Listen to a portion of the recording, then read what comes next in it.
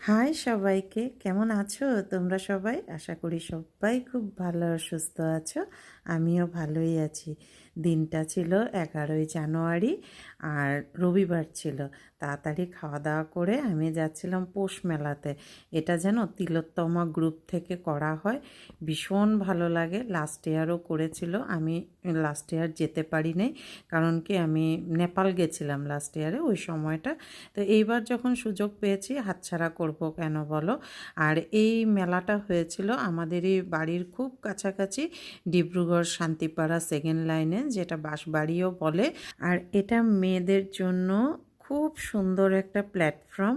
তো আমি তো এইবার গেছিলাম, আমার খুব ভালো এক্সপিরিয়েন্স ছিল, খুবই ভালো লেগেছিল।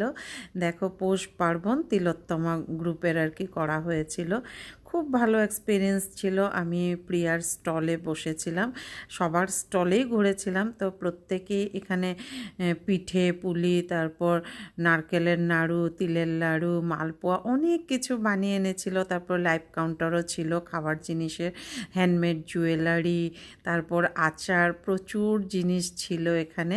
তোমরা যদি যারা যারা আর কি এইবার মিস করেছো, সামনের বছর আসবে, ভীষণ ভালো লাগে মেলাটা। তোমরা একবার হলেও ভিজিট করবে এখানে।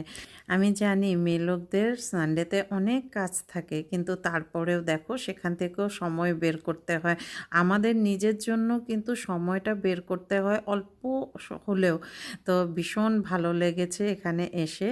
আর তোমরা যদি না আসো তাহলে বুঝতে পারবে না। আর জানো তো এখানে না নাচ গান অনেক কিছু হয়েছে।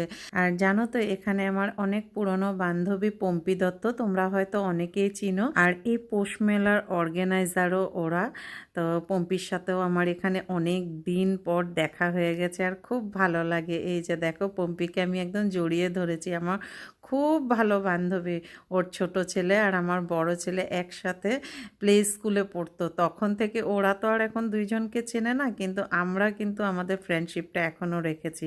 আর দেখো এখানে কি সুন্দর নাচ গান সব কিছুই হচ্ছিল, ভালোই একটা এন্টারটেনমেন্ট চলছিল এখানে।